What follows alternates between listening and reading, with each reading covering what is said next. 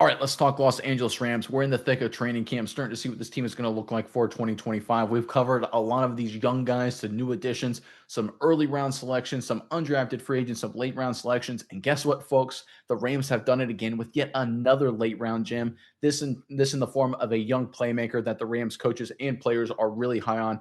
We'll get to the latest with this young prospect, plus some great data as always on the other side. But first, I'm Nick. That is Andrew, and this is Saturday Morning Inspection.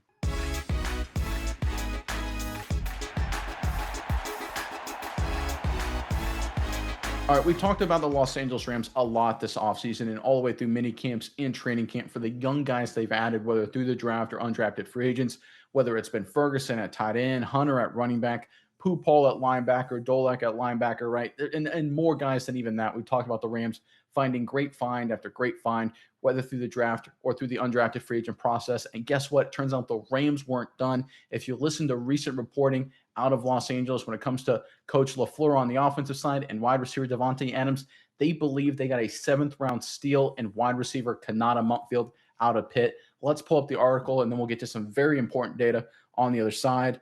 This is all courtesy of the Rams Wire. Mike LaFleur on Mumpfield, he just understands football, LaFleur said Wednesday. He understands stems. He understands angles. He has a great feel for space and a knack for space. His route tempo changes. He's catching the ball great. He's fearless in terms of going over the middle and stuff like that. Obviously, that'll have to come to fruition when we get into real games when safeties and linebackers can actually light you up and stuff like that. I think from his college film and what I've seen from his demeanor, I don't think that's going to be a problem. Most importantly, he's just fitting in with the guys. He's a very mature rookie. I am really excited about Mump. Obviously, very high praise there from LaFleur, talking about he understands the game, knows how to use routes, a very savvy player, right? I think that's really important. Devontae Adams said him on Mumfield. I've seen stuff from even Kanata since he's been out here that's opened my eyes. Not necessarily like, oh my God, I've never seen that, but it's him changing up his pace and working through some things, seeing some of the errors in the trial and error, I guess I could say, Adams said. Even over the course of 3 practice days, how he can transform and go and kill some of our better corners on amazing routes. Great route runner. That's always important. It's fun for me just watching the growth of him, talking through it, seeing somebody fail, doing something a certain way, and then going out there and knocking out of the park. I feel like a proud dad watching him out there. Right. So Mumpfield, what is he doing? He's learning. He's getting better. He's figuring out how to adapt to the NFL game. And when you look at Kanata Mumpfield and you look at his numbers in college and the advanced analytics, nothing really jumps out at you, right? Nothing's bad, but you can kind of look at it and see, okay, I can see why he's a seventh round pick. There's nothing really exciting. But when you take a deeper look, there are a few things that below the surface jump out. Let's go ahead and go into our tables here to highlight what I'm talking about. We pulled this from PFF. I'm going to go over the top one first. And you can just see their ordinary numbers, 50 catches, 40, 59, 60, Akron in 2021, right? Yards, 800, 500, 500, 700, and nothing spectacular, right? But notice on the far right column, what do you guys notice? Yards per reception, 24, 15, 16, right? Okay. But in 2023, it was 13. And in 2022, it was 9. In 2021, it was 11, basically 12. His targets and receptions were about the same, but the yards per reception changed. That's interesting. Let's go down to our below graphic, talking about where he lined up. The snaps he had at the slot position, percentage of snaps were at the slot position, the snaps he had out wide, and the percentage that were out wide. You can see in 2024, he was 37-62 slot to out wide. In 2023, he was 76-24 slot to out wide. In 2022, he was basically 50-50 slot and out wide. And in 2021, he was 29-71 slot to out wide. What do you notice in all of these numbers, guys, is that it keeps changing. Season to season, it keeps changing. Yards per reception. Targets are consistent, but yards per reception changing dramatically season to season. You don't see this. You're talking about where he's lining up season to season. Radical flips all the time. It's all the way slot one way, 50-50, then next, all the way slot, all the way again, and then back all the way wide his final season. This doesn't happen, folks. What does this tell you? That he is the ultimate football player, team wide receiver. He does what's best for the team and does it well.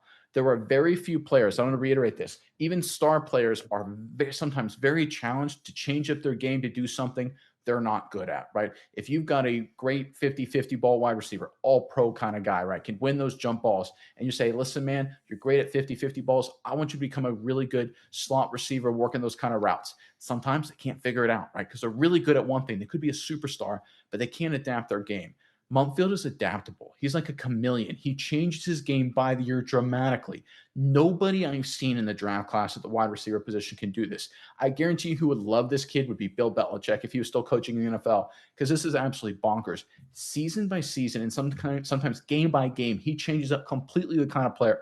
One game he's a vertical threat. The next game he's a slot guy. The next game he's more of a blocker and a decoy. And then the next game he's back to being a vertical threat before finishing up with 3 straight slot games and then becoming a run blocker in the season finale, right? He changes his style. He changes what he does every single game. He's a completely different football player. He is so incredibly adaptable. And when you hear LaFleur talk about how smart he is, you hear Devontae Adams talking about how much he's learning and how much he grows, you're like, wow, this is a kid, especially when you look at his college data, that can become whatever the Rams offense needs him to be. That is the takeaway. The Rams have, I'm not saying he's going to be an all pro or a superstar. Maybe he could become it, but I think what he will be is whatever the Rams need him to be, the perfect jack of all trades. He's not weapon X, he's weapon J, right? He's not right. He's not this super weapon to be used. He's like a Swiss Army knife, right? Look, there's a time for a nuclear warhead and there's a time for a Swiss Army knife. A guy like Devontae Adams in his prime, for example, Puka Nakua, they're nuclear warheads. A guy like Kanana Mumfield, he's a Swiss Army knife. And that's still critically important for any offense and any football team. And the Rams are no different. And when you pull up our next graphic here highlighting the Rams data from 2024, you can see why. So this is just evaluating offensive success. You have the EPA per rush on the x-axis. You have the EPA per drop back on the y-axis. So you can basically see what teams were successful in both. And if you're good at running and throwing, you generally win. And you can see this across the National Football League. There are some aberrations, but if you look at the chart here, guys, you can see there's basically 3 tiers working left to right. So you have sort of the bottom tier on the far left. You got that cluster about 10 teams: New England, Houston, Dallas, Pittsburgh, the Jets, Titans, Giants, Bears, right? That's a cluster of teams I say, yeah, not contenders, right? Teams that maybe they make the playoffs because they had an easy schedule or got lucky, but they're not serious title contenders or they're bad teams. That's tier 1.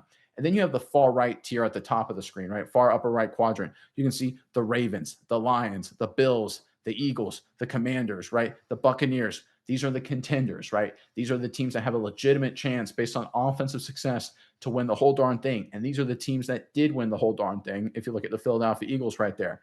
And then you go to the middle tier, and this is where the Rams are. And I think this is where Sean McVay is disappointed. The middle tier is, they're not terrible by any means, not at all, but they're not championship level. And you can see the teams around them. You've got the Vikings with Sam Darnold last year, the Broncos with Bo Nix, the Jaguars, the Colts, right? You have the Packers that are even above the Los Angeles Rams. The Chiefs are right at basically the same level as the Rams. And anyone who watched Kansas City last year will tell you they stunk offensively. They won on Mahomes' magic in the fourth quarter, some questionable calls, and great defense and special teams, right? That's where the Rams find themselves in. And they shouldn't be offensively with the star power they have. Now, I understand they had injuries last season, but everybody had injuries at some level, right? No team was immaculately perfect. You would expect a Sean McVay-led offense with Matthew Stafford to be much better than middle tier. You'd expect it to be championship tier. And I guarantee you, one of the reasons why the Rams went out and added guys like Jarquez Hunter, they went out and got in Devontae Adams, is because they need to go from tier 2 there in the middle to the upper right tier. And this is exactly where Mumpfield can help. He can be that Swiss Army knife, that jack of all trades that allows them to unleash what Devontae Adams, what Jarquez Hunter, what Kyren Williams, what Ferguson, what they're really good at. Their great skill sets allow them to do their great things to elevate this offense, while a guy like Mumpfield can do whatever is needed week in and week out. And that's where it all comes together. And that's why the Rams really love Mumpfield. A lot of things to prove. Still got to go through preseason and the rest of training camp. But right now, it looks like the Rams have themselves one heck of a 7th-round gem. All right, Miles, I know we went through a lot of stuff there, a lot of data, a lot of charts. But look, I love charts on this channel. It's what we talk about. But before I get it over to you, Rams fans, the Ramley, if you will, in the comment section below, we're talking Kanata Mumpfield being a 7th-round selection. So who, in your opinion, is the greatest 7th-round pick in Rams history? This is kind of an interesting one. I honestly don't know off the top of my head of any really stellar ones. I'm sure I'm forgetting a few of them, but I want to hear from you guys directly in the comment section below. Who is the greatest Rams 7th-round pick of all time? Let us know in the comment section. And while you're down there, make sure you go to the description box where you'll get a link to our weekly newsletter courtesy of the Substack platform. You should sign up for it. It's 100% free. It's extra content. We highlight the comments of the week, have a bunch of extra stuff in there. Great thing to get you ready for the regular season. Again, check it out. Link in the description box below. But Miles, let me turn it over to you now. Lord knows I've talked enough. What are your thoughts on Kanata Mumpfield and the Rams? Yeah, Nick, you covered a lot from Mumfield, and I think you covered it very thoroughly. So But there's one thing you say, and it kind of aligns exactly with what I think of Kanata Mumfield and what he could be for this team. So I'm going to explain that a little bit. And you give the analogy of a Swiss Army knife guy, and a lot of people use tools like that. In my day to day, I use tools similar to that. I use a Leatherman knife. People might be familiar with it. In a lot in my day to day job. But the thing about a Leatherman is it's a lot of tools in one. It might not, it has a screwdriver on it, might not be the best screwdriver in all of the world, but it's something that can get the job done really well and help you out. It has wire strippers, it has pliers. Might not be the best set of wire strippers or pliers, but it gets the job done. It has a knife, has all of these things. They're not necessarily the top. It's not the number one thing you'd want in that situation, but it gets the job done. And there's no other tool out there that can do all of those things at the same time and be very adaptable and be acceptable at all of them. So that's where, I love your analogy of that. That's how I see Kanata Mumfield. This is a guy that can fit in where you're going to want a number one receiver. He's probably not going to be the next Puka Nakua Cooper Cup type of guy like that, where he's the superstar of your team. But the way Kanata Mumfield, I think, fits into this team is if you get, the next big thing at receiver in their slot, he can bump out wide. He'll be just fine. He'll be very acceptable there. If you got, the next great slot receiver or the next great outside receiver, big time, big play threat, he can slide inside to the slot. It's not that big of a deal. He's great at slot. He's good enough to get the job done. He's not going to lose you any games. This is going to be a guy who does really well at that. So I see Mumfield in that aspect, and the way you describe it, I think really kind of coalesces, it aligns perfectly with that. That Kanata Mumfield, he might not be, the next great Rams wide receiver going to the Hall of Fame, be in your Ring of Honor. But he's going to be really good at a lot of different things. He's going to be able to move around, and that's what's going to keep him on this team. Is that this is a guy wherever the Rams are weak, Kanata Mumfield isn't strong, but he isn't weak either. He's going to be able to slot in and be just fine at that spot, and that's more valuable than I think people can think. Maybe you want the best pair of wire strippers. Maybe you want the best knife, the best screwdriver. But if you have one tool in your pocket that can fit all of those things, sometimes it's better to have that than have that one singular thing in that moment in time.